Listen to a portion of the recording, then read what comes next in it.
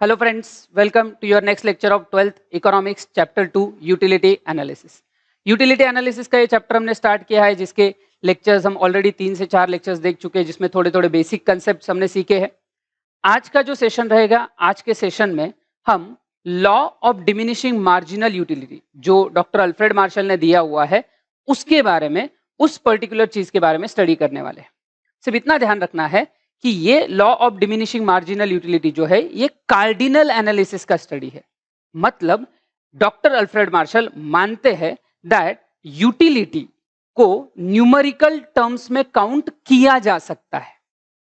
अब ये कैसे वो न्यूमेरिकल टर्म्स में काउंट करते हैं और किस तरीके से वो अपना law of diminishing marginal utility present करते हैं, ये हम आज के सेशन में सीखेंगे.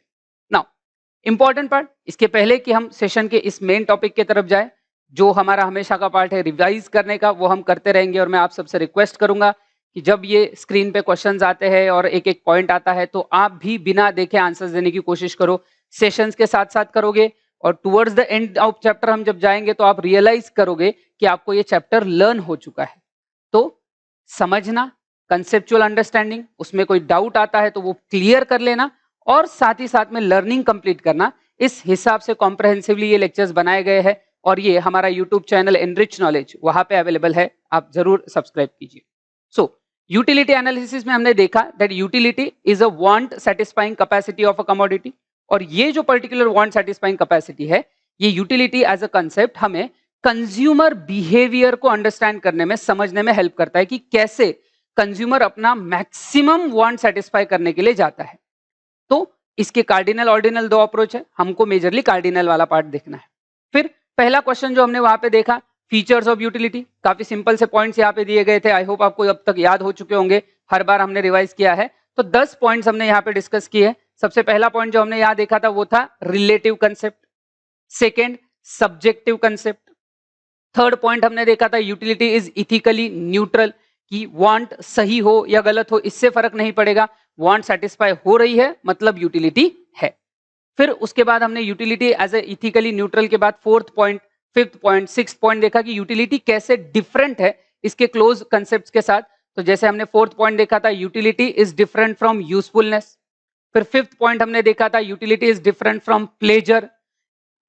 देन सिक्स्थ पॉइंट हमने देखा था utility is different from satisfaction. तो ये डिफरेंसेस के साथ हमने ये 6 पॉइंट्स पर्टिकुलरली देखे थे.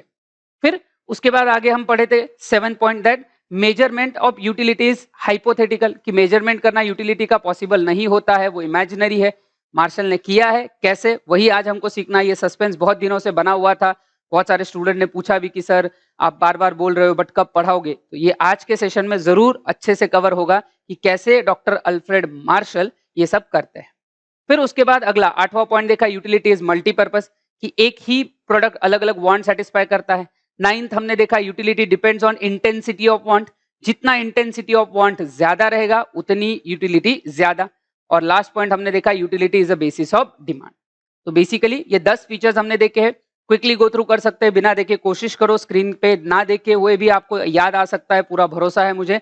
तो पहला था रिलेटिव कंसेप्ट, दूसरा सब्जेक्टिव कंसेप्ट, तीसरा ethical neutral concept, fourth utility is different from usefulness, fifth utility is different from pleasure, sixth utility is different from satisfaction, seventh measurement of utility is hypothetical, eighth utility is multipurpose, ninth point utility depends on intensity of want, and last utility is a basis of demand. फिर अगला question जो हमने देखा वो था types of utility, कि utility के कुछ टाइप्स होते हैं, अलग अलग कंसेप्ट से जो यूटिलिटी में कवर होते हैं. जैसे सबसे पहला यूटिलिटी का जो कंसेप्ट था वो था form utility. Form utility production से आते हैं, जब हम उस चीजों का साइज, शेप, स्ट्रक्चर बदलते हैं. ओके, सीक्वेंस में फर्स्ट पॉइंट जो है वो फॉर्म यूटिलिटी आना चाहिए, वहां टाइम यूटिलिटी आया है. सेकेंड पॉइंट जो है वो है प्लेस यूटिलिटी. थर्ड पॉइंट हमने देखा सर्विस यूटिलिटी. फोर्थ हमने देखा possession utility, then sorry knowledge. Fifth possession, and last हमने देखा था टाइम यूटिलिटी. सो ये जो पार्ट है ये थे यूटिलिटी के टाइप्स. पहला पॉइंट याद रखना है, यहाँ पे जो स्क्रीन पे है थोड़ा सा कुछ गलत मिसप्रिंट, मिसटाइप हुआ है, टाइपो एरर. फॉर्म यूटिलिटी होती है जब हम चीजों का साइज, शेप, स्ट्रक्चर बदलते हैं. प्लेस यूटिलिटी जब हम जगह बदलते हैं. सर्विस यूटिलिटी जब लोग अपने पर्सनल स्किल्स का यूज करके सर्विस प्रोवाइड करते हैं. नॉलेज यूटिलिटी जब हमको पता है कि हमको ये प्रोडक्ट यूज कैसे करना है. पोजेशन यूटिलिटी बायर्स को मिलता है, and last time utility storage से आता है। तो ये 6 यूटिलिटी के हमने टाइप देखे, फॉर्म, प्लेस, फिर उसके बाद service utility, knowledge utility, possession utility and time utility. Then उसके बाद जो कल के सेशंस के लिए हमने आगे देखा था वो था concepts of utility. Concepts of utility में सबसे पहले देखा टोटल यूटिलिटी। सिंपल वर्ड्स में अगर बोलूं तो टोटल यूटिलिटी ये जो है बेसिकली ये जितने भी यूनिट्स कंज्यूमर ने कंज्यूम किए हैं उन सब को मिला के जितना टोटल कंजम्पशन, टोटल यूटिलिटी उसको मिला है वो है टोटल यूटिलिटी। बेसिकली मार्जिनल्स को ऐड करते हैं। अगर आपको मंत्र याद होगा हमारा, हमने देखा था दैट मार्जिनल से मार्जिनल मिलाते जाओ तो टोटल बनता है। ये पहला पार्ट जो मंत्र का था वही हमने यहाँ देखा था, that total utility refers to aggregate of utility derived by the consumer from all units of commodity consumed. Second, it is an aggregate of utilities from all successive units of commodity consumed. जितने भी units consume करोगे वहां से ये आएगा। तो वही से फॉर्मूला भी बनता है that total utility is a summation of marginal utility, पूरे marginals का एडिशन बोलो, या TUN equals to MU1 plus 2, 3, 4, जितने भी यूनिट्स हमको दिए हैं उन सबका इंडिविजुअल मार्जिनल, मतलब मार्जिनल को ऐड करना, रादर नॉट ओनली इंडिविजुअल, उनको ऐड करने से हमें मिलती है टोटल यूटिलिटी। फिर उसके बाद अगला हमने देखा था मार्जिनल यूटिलिटी। मार्जिनल यूटिलिटी एक इंडिविजुअल, एक यूनिट से कितना यूटिलिटी मिलेगा वो मार्जिनल है। उसको एक्सप्लेन करने के लिए जब हम टोटल से मार्जिनल पे आते हैं तो दो सक्सेसिव टोटल के डिफरेंस जो है वहां से मिलता है marginal utility. C, marginal utility refers to the additional utility derived by a consumer from an additional unit, एक यूनिट से of a commodity consumed, एक यूनिट से कितना मिल रहा है। In other words, it is the addition made by the last unit of a commodity consumed. इसका भी formula देखा था। इसके फॉर्मूला में भी अगर आपको याद होगा हमारा मंत्र, जैसे पहला लाइन था मार्जिनल से मार्जिनल मिलाते जाओ तो टोटल बन जाता है, और दो सक्सेसिव टोटल को अलग करो तो मार्जिनल रह जाता है। तो वहां पे हमने देखा था marginal utility of nth unit is equal to total utility of n minus total utility of n minus 1। तो ये टोटल और मार्जिनल यूटिलिटी के बेसिक मीनिंग थे। फिर हमने रिलेशन भी देखा था कि ओवरऑल टोटल और मार्जिनल में रिलेशन होता है। यूटिलिटी के कॉन्टेक्स्ट में मार्जिनल यूटिलिटी हमेशा डिक्लाइनिंग है, तो वो मार्जिनल यूटिलिटी डिक्लाइन होती है, जीरो रीच करती है, बाद में निगेटिव भी हो सकती है अगर एक्सेसिव कंजम्पशन रहा तो उस पैटर्न से अगर हम देखें तो मार्जिनल क्योंकि डिक्लाइन हो रहा है तो टोटल तो बढ़ेगा बट डिमिनिशिंग रेट से, फिर इवेंचुअली वो एक मैक्सिमम जगह पे आके, मैक्सिमम पॉइंट पे आके रुकेगा और उसके बाद वो डिक्लाइन होगा, जहां मार्जिनल निगेटिव होगा वहां वो डिक्लाइन होगा। इसके लिए फिर हमने टेबल और डायग्राम दोनों का एनालिसिस किया था। ये एक्सप्लेन करने के बाद, रिवाइज करने के बाद हम ये भी देखेंगे कि अगर ये क्वेश्चन आता है तो हमें कैसे इसको प्रेजेंट करना चाहिए। पहले हमने तो देखा था टेबल। टेबल में अगर हम बात करते हैं तो कमोडिटी एक्स ये यूनिट उसके लिए है, टोटल एंड मार्जिनल यूटिलिटी। तो सिंपल सी बात है, अगर आप देखोगे फर्स्ट यूनिट के लिए दोनों सेम है 10 एंड 10, फिर बाद में up to fifth unit marginal continuously decline हो रहा है और टोटल बढ़ रहा है, क्योंकि उसमें मार्जिनल टोटल कैसे निकलता है, ऐड होके, तो बढ़ रहा है but at a diminishing rate. Sixth point पे अगर देखें तो मार्जिनल यूटिलिटी 0 है और टोटल यूटिलिटी कांस्टेंट रह रही, जितनी फिफ्थ में थी उतनी ही सिक्स्थ में है, और वही उसका मैक्सिमम स्टेज है, उससे ज्यादा नहीं हो सकती। 30 से ज्यादा सिक्स यूनिट के बाद वो और नहीं बढ़ सकती, मतलब ही वहां पे वो मैक्सिमम है। तो मार्जिनल वहां 0 है, टोटल मैक्सिमम है, पिछले यूनिट के कंपैरिजन में कांस्टेंट है, और इसीलिए इसको हम नाम देते हैं पॉइंट ऑफ सटाइटी। ये पॉइंट को हम बोलते हैं पॉइंट ऑफ सटाइटी, जहां कंज्यूमर का पूरा want, full satisfaction of want होता है। एंड लास्ट जो है, अगर इसके आगे कंजम्पशन रहा तो मार्जिनल यहां निगेटिव हो रहा है तो टोटल डिक्लाइन होगा। ये रिलेशन हमने इस टेबल में देखे। फिर टेबल के बाद हमने आगे देखा था डायग्राम। अगर डायग्राम भी याद होगा आपको तो एक्स एक्सिस पे याद रखना हम यूनिट्स लेते हैं और वाई एक्सिस पे टोटल एंड मार्जिनल यूटिलिटी को रखते हैं। अब यहाँ पे अगर आपको फर्स्ट पॉइंट याद होगा तो फर्स्ट पॉइंट दोनों के लिए सेम था, 10 यूनिट्स अगर आपको याद होंगे तो फर्स्ट पॉइंट दोनों के लिए सेम था। फिर सेकेंड यूनिट जब कंज्यूम हुआ, अब आप देखो ये जो ग्रीन लाइन दिख रही है ये मार्जिनल यूटिलिटी है और जो व्हाइट लाइन है वो टोटल यूटिलिटी का है, तो मार्जिनल डिक्लाइन हो रहा है, टोटल बढ़ रहा है। फिर वापस सेम और कंडीशन वैसी है, फिर से आगे वैसा ही होगा अप टू फिफ्थ यूनिट। ये पैटर्न कंटिन्यूअस है कि मार्जिनल डिक्लाइन हो रहा है, टोटल बढ़ रहा है एट अ डिमिनिशिंग रेट। फिर सिक्स्थ यूनिट के लिए अगर हम बात करें तो मार्जिनल आप देख सकते हो यहाँ 0 है और इसी लाइन में टोटल जो है वो मैक्सिमम है। यहाँ पे TU मैक्सिमम होता है और मार्जिनल वहां पे उसी लाइन पे 0 है। ये पॉइंट जो है इसी को हम बोलते हैं पॉइंट ऑफ सटाइटी।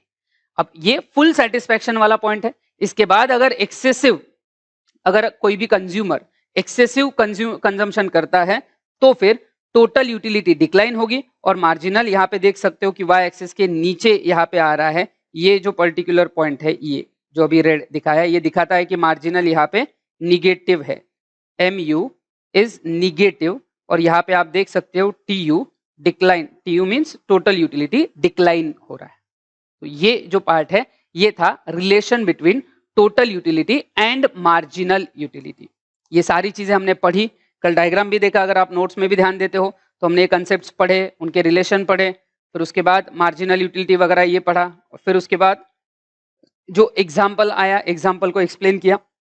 की पॉइंट्स हमने वहां पे देखे थे, अगर आपको याद होगा, MU and TU are the same for first unit. When MU decreases, TU increases at a diminishing rate. When MU is 0, TU is maximum, and when MU is negative, TU declines. Total utility decline होता है। तो ये part हमने देखा। अब याद रखना ये क्वेश्चन जो है आपको 4 या बहुत रेयर पॉसिबिलिटी है बट 8 मार्क के लिए भी आ सकता है। तो अगर ये क्वेश्चन आता है that explain the relationship between total utility and marginal utility, ये क्वेश्चन अगर आपको आता है 8 मार्क के लिए, इन केस 8 मार्क के लिए आता है, तो आपको उसमें total utility with formula with all points explain करना है, जो हमने देखा था। अगर आपको याद होगा ये सारे पॉइंट्स आपको लिखने हैं। मतलब बेसिकली आपका आंसर यहां स्टार्ट नहीं होगा, यहां पे आपका आंसर स्टार्ट नहीं होगा। आपका आंसर जो है वो यहां स्टार्ट होगा कि पहले आपको बताना पड़ेगा कि टोटल क्या है, फिर उसके सारे पॉइंट्स, फिर फॉर्मूला, मार्जिनल यूटिलिटी, फिर उसके पॉइंट्स और फॉर्मूला, फिर आएगा टेबल, फिर आएगा डायग्राम और फिर एक्सप्लेनेशन। इवन दो अगर ये 4 मार्क के लिए भी आता है, 4 मार्क के लिए भी आता है, तो भी आपको याद रखना क्वेश्चन मैं लिख देता हूं, explain relationship between total utility and marginal utility. ये 4 मार्क के लिए भी आता है फॉर 4 मार्क्स। तो आपको पहले मीनिंग, एटलीस्ट एक पहला पॉइंट, एक ही पॉइंट लिखा चलेगा, meaning and formula of total utility लिखना है। फिर उसके बाद आपको लिखना है meaning and formula of marginal utility. फिर आता है आपका शेड्यूल, और याद रखना शेड्यूल बहुत मुश्किल नहीं है। अगर आपको ऐसा लग रहा है कि लर्न करना डिफिकल्ट है तो it's not that difficult, simple सा लाइन है, सीरियल नंबर, फिर total utility and marginal utility. For simplification अगर आपको ये बहुत इजीली और क्विकली निकालना है, क्योंकि वर्ड टू वर्ड लर्न कर लेना या शेड्यूल्स बहुत सिंपल रखना, कॉम्प्लिकेटेड करने की जरूरत नहीं है। तो यहाँ पे 1 2 3 4 5 6 7 ये था। तो मार्जिनल यूटिलिटी पहले कर लो तो वो इजी हो जाएगा। टोटल याद करने से अच्छा कभी भी पहले मार्जिनल का कॉलम फिल करना, जो कहीं से भी स्टार्ट करो, 10 8 6 4 2। ओके, एक लाइन या ये गड़बड़ हो गई, यार लाइन ड्रॉ कर लेते हैं, राइट। 10 8 6 4 2 0 -2, ये आपका मार्जिनल है। अब ये मार्जिनल्स को ऐड करके ही टोटल बनता है, तो पहले के लिए तो सेम रहेगा 10, फिर 18, फिर 24, ऐड करते करते जाना, 10 + 8 18, 18 + 6 24, 24 + 4 28, फिर 30, फिर से 30 एंड 28। तो इस तरीके से आपको ये शेड्यूल बनाना है। और फिर आती है डायग्राम, डायग्राम भी बनानी पड़ेगी। 4 मार्क के लिए रिलेटिवली ये क्वेश्चन थोड़ा लेंदी हो जाता है। जब हम ओवर द पीरियड सिलेबस में आगे जाएंगे तो हम पेपर पैटर्न भी डिस्कस करेंगे। तो एक थोड़ी अच्छी बात ये थ्योरी सब्जेक्ट्स में, जैसे इकोनॉमिक्स हो गया, ओसी, एसपी, ये तीनों थ्योरी सब्जेक्ट्स में एक थोड़ी सी अच्छी बात होती है स्टूडेंट के पॉइंट ऑफ व्यू से, कि क्वेश्चंस में ऑप्शंस मिलते हैं। कि जैसे अगर आपको 4 मार्क के 3 क्वेश्चन लिखने हैं तो 5 में से 3 लिखने पड़ते हैं या 4 में से 3 लिखने पड़ते हैं। फिर लॉन्ग आंसर 8 मार्क के लिए जो आते हैं वो 4 में से 2 होते हैं। हम पैटर्न्स की तरफ भी जाएंगे, डेफिनेटली जाएंगे, उसके ऊपर भी डिटेल डिस्कशन होगा। तो सिलेक्शन का चांस मिलता है। तो रिलेटिवली ये काफी हो सकता है कि अगर आपका अच्छे से लर्न है तो फटाफट फटाफट लिख के हो जाए, बट अगर नहीं हुआ तो हो सकता है कि आपको ऑप्शन भी यूटिलाइज करना पड़े। बट बिना डायग्राम के ये काम नहीं हो सकता है। और जब डायग्राम हो जाएगी याद रखना, लगने वाइज ये बड़ा लगता है या डिफिकल्ट लगता है, बट इतना मुश्किल नहीं है। जो डायग्राम में देखा या टेबल में देखा, मैंने बोला है कि उसके नीचे के एक्सप्लेनेशन में इतने सारे पॉइंट्स है, 7-8 पॉइंट आपको दिख रहे हैं, बट टेंशन नहीं लेना है, सिंपल कमेंट्री कर देनी है। जो टेबल में देखा वो बोल दो, या जो डायग्राम में देखा वो बोल दो। क्या देख रहे हैं हम टेबल में कि पहले यूनिट के लिए दोनों सेम। पहले तो डायग्राम के बाद ये लिख देना कि भाई TU is total utility curve, MU is marginal utility curve, X axis पे क्या है, वाई एक्सिस पे क्या है। इसी में आपके 3-4 पॉइंट हो जाएंगे कि एक्स एक्सिस पे number of unit, Y axis पे टोटल एंड मार्जिनल यूटिलिटी। फिर उसके आगे बढ़ो कि पहले यूनिट के लिए दोनों सेम, टोटल एंड मार्जिनल दोनों सेम पहले यूनिट के लिए। फिर उसके बाद जब हम देख रहे हैं कि मार्जिनल कंटिन्यूअसली डिक्लाइन होता है, total increase at a diminishing rate, ये अगला पॉइंट। फिर उसके बाद हुआ कि 6th पॉइंट पे आए जहां मार्जिनल 0, टोटल मैक्सिमम, जिसको बोला पॉइंट ऑफ सैटिस्फैक्शन, या वहां पे फुल वांट सेटिस्फाई होती है। उसके आगे बढ़े तो डिससैटिस्फैक्शन होगा, इसलिए मार्जिनल निगेटिव और टोटल डिक्लाइन। That's it. तो बहुत ज्यादा डिफिकल्ट नहीं है, अगर हम नॉर्मल सिंपल कॉमन सेंस भी अप्लाई करें तो बहुत इजीली ये डायग्राम एक्सप्लेन हो सकती है। तो ये पार्ट हमने कल के सेशंस में देखे, उसका ये की पॉइंट्स भी हमने यहाँ पे लिखे। इसके ऊपर objective question fill in the blanks वगैरह में भी आता है that when total utility declines comma marginal utility dash dash, तो निगेटिव है। या रिवर्स भी बोल सकते हैं कि marginal utility is negative then total utility dash dash declines. Either ways ये क्वेश्चन ऑब्जेक्टिव में पूछे जा सकते हैं, तो ये की पॉइंट्स याद रखना। फिर इसके बाद जब हम आगे बढ़े तो ये पार्ट जो था ये मैंने आपको बोला था कि आपको कंप्लीट करना चाहिए, आई होप आपने किया होगा। तो मैं अभी आपके साथ ये कंप्लीट कर दूंगा। फिर 1-2 एक्स्ट्रा चीजें हैं एंड देन मार्शल के कार्डिनली, आज सिर्फ कार्डिनल मेजरमेंट पे पार्ट होगा। फिर लॉ ऑफ डीएमयू और उसके एजम्पशंस पे भी जाएंगे। सी डिस्टिंग्विश टाइप में दिया है total and marginal utility. First total utility, total utility is the sum total of individual utilities derived from the consumption of a single unit of a good। तो जितने भी गुड्स है आपको उनकी सम करनी है, एक एक इंडिविजुअल को अगर आप ऐड करोगे तो आपको मिलेगा total utility. Marginal utility is the addition made to total from every additional unit consume. एक यूनिट की वजह से कितना ऐड हो रहा है इंडिविजुअल की वजह से, उसको बोलते हैं मार्जिनल यूटिलिटी। फिर आगे second, total utility increases at a diminishing rate. जैसे जैसे कंजम्पशन बढ़ेगा टोटल बढ़ता है एट अ डिमिनिशिंग रेट। तो यहां पे हम लिख सकते हैं marginal utility declines, continuously decline होती है, declines with increase in consumption. जैसे जैसे कंजम्पशन बढ़ेगा वैसे वैसे मार्जिनल यूटिलिटी डिक्लाइन होगा। फिर थर्ड पॉइंट में एमयू का कॉलम में दिया है at the point of satisfaction marginal utility is 0। Point of satisfaction पे मार्जिनल यूटिलिटी 0 हो जाती है। तो टोटल में लिखेंगे at the point of satisfaction, point of satisfaction total utility is maximum. फिर fourth point, total utility declines if consumption continues. उसके बाद भी कंटिन्यू रहा पॉइंट ऑफ सैटिस्फैक्शन के बाद तो टोटल डिक्लाइन होता है। जहां डिससैटिस्फैक्शन है तो उस लेवल पे मार्जिनल यूटिलिटी निगेटिव होती है। तो लिखेंगे मार्जिनल यूटिलिटी becomes negative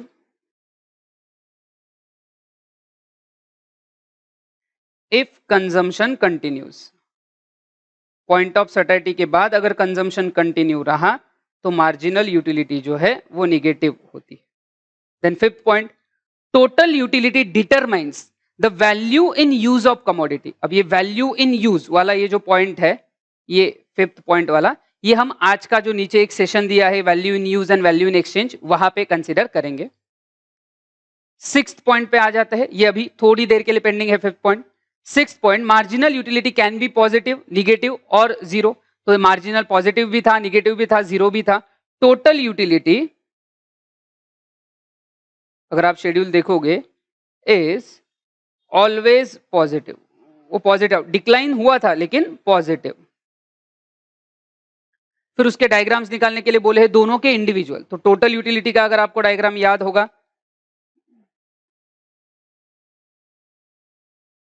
तो यहां पे हम एक्स एक्सिस पे हमने यूनिट्स देखे थे और यहाँ टोटल यूटिलिटी, जहां से भी वो स्टार्ट होता है बढ़ता बढ़ता बढ़ता जाएगा, इंक्रीज होगा, एक लेवल के बाद वो कांस्टेंट रहेगा और फिर डिक्लाइन होगा। तो ये टोटल यूटिलिटी कर्व था। फिर अगर हम बात करते हैं मार्जिनल यूटिलिटी कर्व की,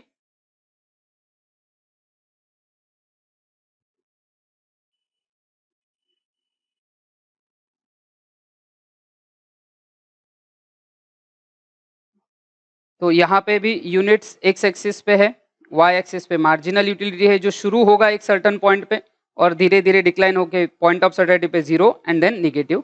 तो ये marginal utility curve.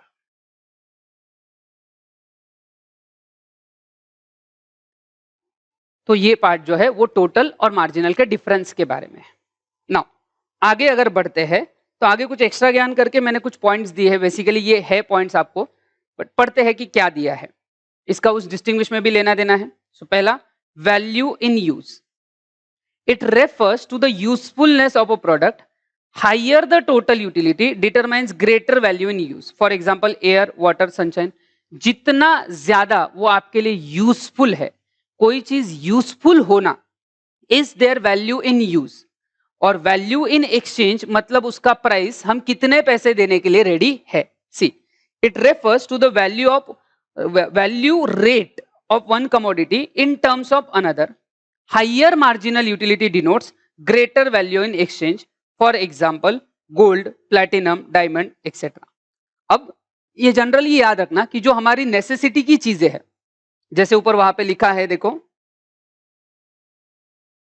Air, water, sunshine, ये हमारे सर्वाइवल के लिए जरूरी है, इनका वैल्यू इन यूज बहुत है, बट क्योंकि ये हमें फ्रीली अवेलेबल होते हैं तो हम उसके लिए बहुत ज्यादा पैसे नहीं देते हैं।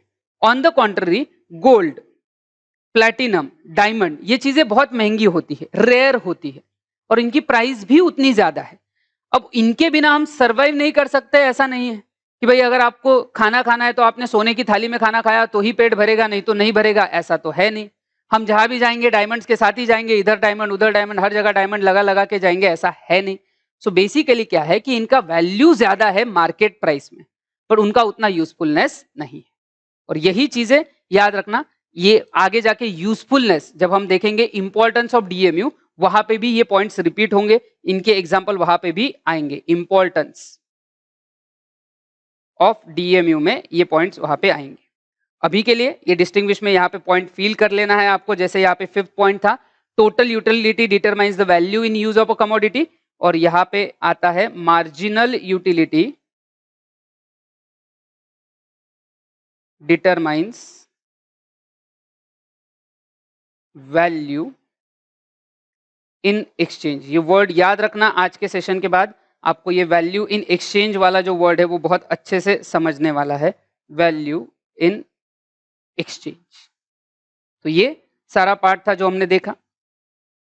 अब याद रखना, कल रिलेशनशिप का पार्ट और आज डिस्टिंग्विश वगैरह कंप्लीट करने के बाद अब हम आगे बढ़ेंगे law of diminishing marginal utility. अब ये law of diminishing marginal utility जो है, ये पहले प्रोफेसर गोसेन उन्होंने एक्सप्लेन किया था, फिर मार्शल ने उसके ऊपर डिटेल दिया। उनका बुक है प्रिंसिपल्स ऑफ इकोनॉमिक्स, जो 1890 में पब्लिश हुआ था। इस बुक में ये लॉ के बारे में उन्होंने लिखा था। अब ये जो एनालिसिस है, जैसे कि मैंने आपको पहले दिन ही बोला था, ये कार्डिनल एनालिसिस है।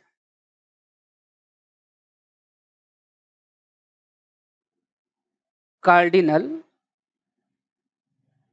एनालिसिस मतलब इसके हिसाब से utility can be measured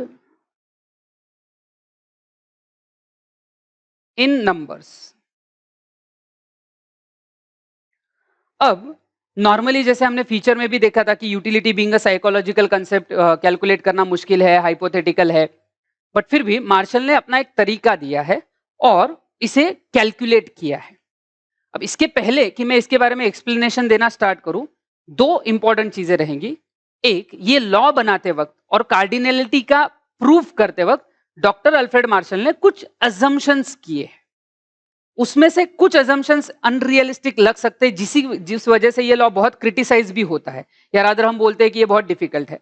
but इसका मतलब ये नहीं कि ये लॉजिक के बिना है। इसमें एक्चुअल कंज्यूमर कैसे रियलिटी में बिहेव करता है उसका पार्ट इंक्लूड है। हम, आप एज अ कंज्यूमर जब चीजें खरीदते हैं तो हम एक्चुअली ये बेसिक अप्लाई करते हैं, और जो हम खरीदते वक्त अप्लाई करते हैं उसी के बेसिस पे अल्फ्रेड मार्शल ने ऑब्जर्व किया है और ये यूटिलिटी का मेजरमेंट दिया है।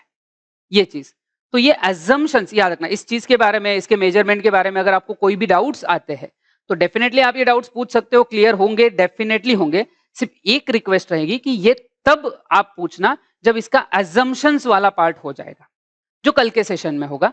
आज हम प्योरली न्यूमेरिकल कैलकुलेशंस वाले पार्ट पे फोकस करेंगे, बट कल जब हम ये assumptions देखेंगे तो उसके बाद फिर आपको इस चीज के बारे में जो भी डाउट आता है वो भी पूछना, प्लस इस लॉ में क्या बेसिक लिमिटेशंस है वो भी मैं assumptions के बाद एक्सप्लेन करूंगा।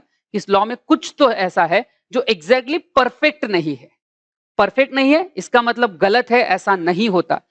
ये इसीलिए पढ़ाया जा रहा है आपके ऑफिशियल फॉर्मल टेक्स्ट बुक में है, और ऐसा नहीं कि सिर्फ आप कहीं पे भी जहां पे भी इकोनॉमिक्स में बेसिक सिखाया जाता है ये लॉ जरूर आता है, क्योंकि ये परफेक्ट ना भी है तो भी लॉजिकल है। ये पहली चीज। तो जब assumptions पढ़ाने तक का वेट करना और उसके बाद डाउट्स आपके क्लियर होंगे, ये पहली चीज। दूसरी चीज, जब हम बोलते हैं कि हम कार्डिनल मेजरमेंट में है, मतलब हम किसी भी चीज को अगर काउंट करते हैं तो काउंट करने के लिए हमें यूनिट ऑफ मेजरमेंट लगता है। फॉर एग्जाम्पल, जैसे अगर आपको किसी चीज का वेट काउंट करना है तो हम किलोग्राम, ग्राम, टन, इसमें क्विंटल, टन, इसमें काउंट करते हैं। अगर हमें डिस्टेंस काउंट करना है, बहुत दूर का है तो हम किलोमीटर्स में बात करेंगे, माइल्स में बात करेंगे, मीटर है, सेंटीमीटर है, बहुत छोटा है तो मिलीमीटर है। तो ये मिलीमीटर, मीटर एक्सेट्रा डिस्टेंस के लिए। कोई लिक्विड है तो लिक्विड काउंट करने के लिए लीटर्स का भी यूज होता है, जैसे दूध है तो लीटर, पानी है तो 1 लीटर का बॉटल, 2 लीटर का बॉटल। तो ये समझने की कोशिश करो कि जब हम चीजों को काउंट करते हैं there is a need of unit of measurement. Unit of measurement लगता है, जैसे वजन के लिए ग्राम, किलोग्राम वगैरह हो गया, किलो डिस्टेंस के लिए मीटर वगैरह हो गया, या लिक्विड के लिए लीटर हो गया। अब जब मार्शल बोलते हैं कि वो यूटिलिटी को नंबर में काउंट करेंगे तो उनको भी उसका यूनिट ऑफ मेजरमेंट देना था। बिना यूनिट ऑफ मेजरमेंट दिए वो कैलकुलेट नहीं कर सकते हैं, तो उसके लिए उन्होंने यूज किया, ध्यान से सुनना, समझना और साथ में लिख लेना, that money is used as unit of measurement, unit of measurement to calculate or to measure the utility in numbers। तो अगर आपको नंबर्स में काउंट करना है तो यूनिट ऑफ मेजरमेंट लगता है, और उसके लिए वो यूज करते हैं money as a unit of measurement. किसी भी कमोडिटी के लिए, अब ध्यान से सुनना और समझना, किसी भी कमोडिटी के लिए कोई भी कंज्यूमर अगर सर्टेन अमाउंट देने के लिए रेडी है तो उतना जितना पैसा हम उसके लिए देने के लिए रेडी है उसको बोला जाता है कि हमें उतनी मार्जिनल यूटिलिटी मिल रही है। से फॉर एग्जांपल, आपने कोई भी चीज देखी, कोई सपोज आप कहीं शॉपिंग कर रहे हो, कोई चीज देखी, कोई भी प्रोडक्ट है, और आपको लग रहा है कि ये प्रोडक्ट अगर मुझे खरीदना है और आपके पास पैसे है तो ये 500 रुपए का वर्थ है। कितने रुपए का वर्थ है? 500। याद रखना, मैंने ये नहीं बोला कि सामने वाला कितने में बेच रहा है, सामने वाला कितने में भी बेच रहा हो, आपने प्रोडक्ट देखा और आपको लगा कि ये 500 रुपए का वर्थ है, इसका मतलब वो प्रोडक्ट खरीदने से आपको 500 रुपए की यूटिलिटी मिलने वाली है। हाँ, अब ये भी हो सकता है कि सामने वाला उसकी प्राइस बोले 1000 रुपए है, फिर आप बोलोगे कि नहीं 1000 रुपए का जितना तो वर्थ है नहीं, तो आपके पास पैसे है, मतलब आपकी जेब में 10,000 होंगे, बट कोई ऐसी चीज जो 500 रुपए की वर्थ लग रही है तो 1000 रुपए में कोई नहीं खरीदेगा। हम निगोशिएट कर सकते, निगोशिएशन करके 500 पे मान गया तो ठीक है, खरीद लेंगे।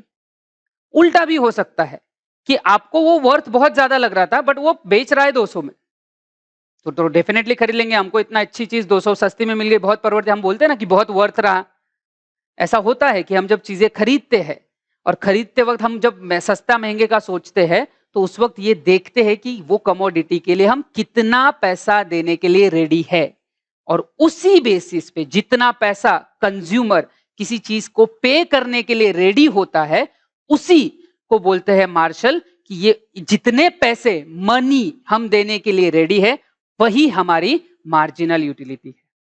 तो इसको टेक्निकली थोड़ा कुछ अलग बोला जाता है, that the amount of money which a person is ready to pay rather than go without a commodity, कि हम जितना पैसा उस चीज को पे करने के लिए रेडी है उतनी ही यूटिलिटी, मार्जिनल यूटिलिटी हमको वहां से मिल रही है। और एक नॉर्मल कंज्यूमर चीजों को खरीदते वक्त ये जरूर सोचता है कि क्या ये चीज उतनी वर्थ है या नहीं है। अगर उसको वो वर्थ लगा तो पे करके खरीदेगा, और उतनी प्राइस रही तो, अगर वो उससे बहुत ज्यादा प्राइस बोलते हैं तो वो नहीं खरीदता है। तो यही हम बात कर रहे हैं कि कंज्यूमर का बिहेवियर उसको उसके मिलने वाले सेटिस्फैक्शन से डिराइव्ड होता है, तो वो प्राइस के साथ उसको कंपेयर भी करेगा। और इसी चीज को मार्शल ने आइडेंटिफाई किया कि लोग खरीदते वक्त, चीजों को खरीदते वक्त उनका वर्थ देखते हैं और उस वर्थ के बेसिस पे डिसाइड करते हैं कि खरीदना या नहीं खरीदना। तो ये जो एनालिसिस है, इसी पर्टिकुलर स्ट्रक्चर पे उन्होंने money as a unit of measurement use किया और उस बेसिस पे डिसाइड किया कि मनी, मार्जिनल यूटिलिटी मनी में काउंट होगी। So the amount of money which a person is ready to pay, जितना पैसा हम पे करने के लिए रेडी है उतनी मार्जिनल यूटिलिटी हमको उस प्रोडक्ट से मिलती है। और ये लॉजिक जो है ये अल्फ्रेड मार्शल ने यूज किया और कार्डिनल मेजरमेंट का बेसिस दिया है। तो किसी भी चीज के लिए, से फॉर एग्जांपल कोई प्रोडक्ट आप देखते हो and you are ready to pay, consumer is ready to pay ₹500, तो इसका मतलब ही derive, consumer derives utility, consumer derives utility worth 500, उसको 500 रुपए की यूटिलिटी वहां से मिल रही है जितना वो पे करने के लिए रेडी है। और ये लॉजिक उसने यूज किया है। हाँ, अब इसी चीज पे ऐसा भी होगा, याद रखना, कंज्यूमर को वर्थ कितना लग रहा है 500, तो वो उसकी मार्जिनल यूटिलिटी है। अब उसकी प्राइस, सेलर अगर बोलता है कि 200 रुपए है, तो कंज्यूमर बाय करेगा या नहीं करेगा? डेफिनेटली बाय करेगा। बाय करो प्रोडक्ट को, भाई हमको 500 का वर्थ लग रहा है, सामने वाला 200 में दे रहा है, मजे ही मजे। अगर 500 रुपए का वर्थ लग रहा है और 500 रुपए ही प्राइस है तो भी बाय करेंगे, वर्थ तो लग रहा है। और अगर 500 रुपए वर्थ लग रहा है बट प्राइस 1000 रुपीज बोल रहा है सामने वाला सेलर, तो हम बोलेंगे कि भाई हम नहीं खरीद सकते, दैट हम उसको बाय नहीं करेंगे, consumer will not buy, consumer उसको बाय नहीं करेगा। याद रखना, और ये हमारे रेगुलर पैटर्न में होता है। हम डे टू डे लाइफ में कंज्यूमर 2 रुपए की चीज भी खरीदता है और 2 करोड़ रुपए की चीज भी खरीदता है। वही पर्सन, मतलब अगर चलो थोड़ा सा रेंज कम भी कर दे, करोड़ों की बातें नहीं भी करे, हजारों की भी बात करे, से फॉर एग्जांपल अगर आपको कोई 2 व्हीलर खरीदना है जिसकी प्राइस 70-80 हजार है और आपको शर्ट का बटन खरीदना है, अब आपकी जेब में 1 लाख रुपए है, आप किसी दुकान में गए और आपने शर्ट के बटन का प्राइस पूछा और वो सरप्राइजिंगली, सुनने में थोड़ा अजीब लगेगा बट सरप्राइजिंगली सामने वाले ने बोला कि ये जो बटन है ये 50 रुपए का, नॉर्मल सादा सा बटन है, ना ही कोई डिजाइन है, कुछ नहीं, एकदम सिंपल सादा बटन। वो बोल रहा है कि मैं 50 रुपए लगाऊंगा। अब कोई भी रैशनल कंज्यूमर जब देखता है कि भाई ये चीज 2 रुपए की वर्थ नहीं है और हम उसके लिए 50 दे रहे, हाँ वही बटन अगर सोने का होता, डायमंड का होता तो फिर हम दे देते अगर हमें चाहिए सच में तो पॉइंट ये है कि जब भी प्रोडक्ट का प्राइस आता है हम उसकी वर्थ कंपेयर करते हैं और जितना हमें वर्थ लगता है, ध्यान रखना, जितना हमें वर्थ लगता है उतना हमारा मार्जिनल यूटिलिटी है। और ये हम पहले से जानते हैं कि हर बायर के लिए, हर कंज्यूमर के लिए यूटिलिटी सेम हो ऐसा जरूरी भी नहीं है। किसी को वो 500 रुपए में वर्थ लग सकता है, किसी को 700 में। तो हर कंज्यूमर का बिहेवियर अलग अलग है, यूटिलिटी सब्जेक्टिव कंसेप्ट है। बट इतना है कि हर कंज्यूमर उस प्रोडक्ट का वर्थ कंपेयर करता है और जितना उसको उसका वर्थ लगा उतनी मार्जिनल यूटिलिटी उसको इस प्रोडक्ट से मिलती है और उसी बेसिस पे कंज्यूमर का बिहेवियर डिसाइड होता है कि वो चीजों को बाय करेगा या नहीं करेगा। इसीलिए जो फर्स्ट सेशन में हमने देखा था कि ये यूटिलिटी एनालिसिस हमें कंज्यूमर बिहेवियर स्टडी करने में हेल्प करता है। लेट्स सी, इसी चीज पे ऊपर जो हम देख रहे थे कार्डिनल मेजरमेंट ऑफ यूटिलिटी के ऊपर अगर आप बात करें, इसी चीज को सिंपल वर्ड्स में हम थोड़ा सा 2-3 सेशंस में हमने देखा है कि कुछ सिंपल जैसे मार्जिनल टोटल के लिए मंत्र वगैरह देखा था। तो सेम चीज ये कार्डिनल मेजरमेंट ऑफ यूटिलिटी के लिए भी जो टेक्निकल वर्ड्स है वो मैं आपको एग्जैक्टली बताऊंगा ही, पर उसके पहले कुछ 2 लाइन इस पे भी अर्ज की गई है। सिंपल है, आप देखोगे आराम से समझ में आ जाएगी। सबसे पहला, that utility being a psychological concept counting difficult होता है बट आदरणीय, ऑब्वियसली आदरणीय मार्शल साहब का अलग लॉजिक यहाँ आता है। Utility being a subjective concept और साइकोलॉजिकल कंसेप्ट, काउंटिंग डिफिकल्ट होता है। आदरणीय डॉक्टर अल्फ्रेड मार्शल का यहाँ अलग लॉजिक आता है। काउंटिंग करने के लिए उन्होंने money as a unit of measurement use किया। काउंटिंग करने के लिए money as a unit of measurement use किया है। जितना पैसा कंज्यूमर को देना वर्थ लगता है, उतना कमोडिटी का यूटिलिटी होता है। तो जितना पैसा हमें वर्थ लगता है, उतना पैसा, उतनी हमें वहां से मार्जिनल यूटिलिटी मिलती है। The amount of money which a person is ready to pay rather than go without a commodity. तो ये जो चीज है, ये यूटिलिटी काउंट करने में हेल्प करती है। अब जैसे कि मैंने बोला, बहुत बार ऐसा भी होता है कि एक क्वेश्चन जो जनरली मेरे ये एक्सप्लेनेशन के बाद आता है, हमेशा से आता है, हर बार हर बैच में आया है कि सर बहुत बार ऐसा होता है कि हमें वर्थ लगता है, बट बाद में पता चलता है कि यूज करने के बाद समझता है कि वो तो वर्थ है नहीं, मतलब जितना हमको लग रहा था उतना वर्थ है नहीं। तो यहाँ पे बेसिकली हमारा डिसीजन गलत हो गया, हम उसको सही वर्थ आइडेंटिफाई नहीं कर पाए। बट यूज करने के बाद, जब यूज करने के पहले एंटिसिपेशन था आपको कि हाँ ये इतना वर्थ रहेगा, तभी आपने उसको खरीदा। तो जब बायर खरीद रहा है, उस वक्त के बिहेवियर की बात कर रहे हैं। खरीदने के बाद दोनों तीनों पॉसिबिलिटी है। समझ लो, आपको 500 रुपए का वर्थ लगा, सामने वाले ने भी 500 रुपए प्राइस बोली, आपने खरीद लिया, आप घर गए, आप प्रोडक्ट से बहुत ज्यादा सेटिस्फाइड हो गए कि मजा आ गया, मजा ही आ गया। अब इतना मजा आ गया कि वही ये 500 क्या साला 2000 में भी बोले तो भी वर्थ है। ऐसा होता है ना कि अगर हम किसी चीज से सेटिस्फाइड है तो हम बोलते हैं कि 500 क्या साला 1000 रुपए वर्थ है, 1000 रुपए वसूल हो गए, 500 ही देने पड़े, राइट। सेम वे ऐसा भी होता है कि अगर आप बहुत डिससेटिस्फाइड रहे तो आप बोलते हैं बिल्कुल वर्थ नहीं है। इवन कुछ कुछ चीजों के बाद तो देखने के बाद ही जब पता चलता है। से फॉर एग्जांपल आप कोई मूवी देख रहे हो, फर्स्ट डे फर्स्ट शो देख रहे हैं, आपको नहीं पता कि रिव्यू क्या है, कैसा क्या है, आपको ट्रेलर अच्छा लगा, आप मूवी देखने चले गए, 100 रुपए की टिकट थी, 100 रुपए दिए, आप गए, मूवी देखे और बहुत ही सड़ी हुई बर्बाद मूवी थी, तो आप बाहर आके बोलते हैं डूब गए पैसे। तो आपको वो उतना वर्थ नहीं लगा, मतलब आपको उसकी उतनी यूटिलिटी नहीं लगी। मतलब ऐसा है कि अगर वो मूवी से बाहर आए, आपके दोस्त ने पूछा, किसी और ने पूछा कि तू मूवी देख के आया, बता कैसा था, तो तू बोलेगा फुकट भी मत देखना। ये डायलॉग तो सुना होगा ना कि फुकट में भी देखने मत जाना, कोई दिखा रहा होगा तो भी मत जाना। क्यों? क्योंकि वो उतना वर्थ नहीं लगा, उतनी यूटिलिटी नहीं मिली। सेम वे अगर मूवी बहुत ही ब्लॉकबस्टर है, 100 रुपए में वसूल, बाहर आके बोलेंगे यार पैसा वसूल है, 2 बार देखने जाएंगे, इतनी मजा आ गई, तो मतलब क्या हो रहा है कि आपको वो वर्थ लग रहा है, आपको वहां से वो यूटिलिटी मिली। तो ये जरूर पॉसिबल है कि पैसा खर्च करने के बाद आपको कभी कभी ज्यादा या कम सेटिस्फेक्शन भी उससे मिल सकता है, क्योंकि प्रोडक्ट के बारे में या उस चीज के बारे में आप अननोन थे, ये बाद में होगा। बट जब आप उस काउंटर पे, बॉक्स ऑफिस के काउंटर पे उस टिकट के लिए जब 100 रुपए दे रहे हो, तो उस वक्त आप ये जो आपका बिहेवियर है उसका स्टडी है, वो बोलता है 100 रुपए टिकट है, आपको वर्थ लगता है इसलिए आप देते हो। तो उस वक्त उस डिसीजन के लिए आपको वहां से मिलने वाली मार्जिनल यूटिलिटी 100 रुपए है, क्योंकि आपको वो उतना वर्थ लग रहा है। और उसी बेसिस पे आप डिसीजन लेते हो कि ये पर्टिकुलर प्रोडक्ट या सर्विस खरीदना चाहिए या नहीं खरीदना चाहिए। वर्थ कंपेयर करना ये हर कंज्यूमर करता है, और उसी कंज्यूमर बिहेवियर को टेक्निकली मार्शल ने बोला है कि कैसे यूटिलिटी काउंट होगी। The amount of money which a person is ready to pay rather than go without a commodity. कितना पैसा हम वहां पे देने के लिए रेडी है, उतना हमें मार्जिनल यूटिलिटी मिलता है। तो यही उसकी कार्डिनल एनालिसिस का लॉजिक है, और उसी बेसिस पे उन्होंने law of diminishing marginal utility दिया है। अब अगर हम उसके बेसिक पे जाते हैं तो इंट्रोडक्शन वगैरह पढ़ लेंगे हम कि क्या है, फिर बाद में हम स्टेटमेंट पे जाएंगे। Law of diminishing marginal utility, the law was first propounded by professor Gossen, hence it is known as Gossen's first law.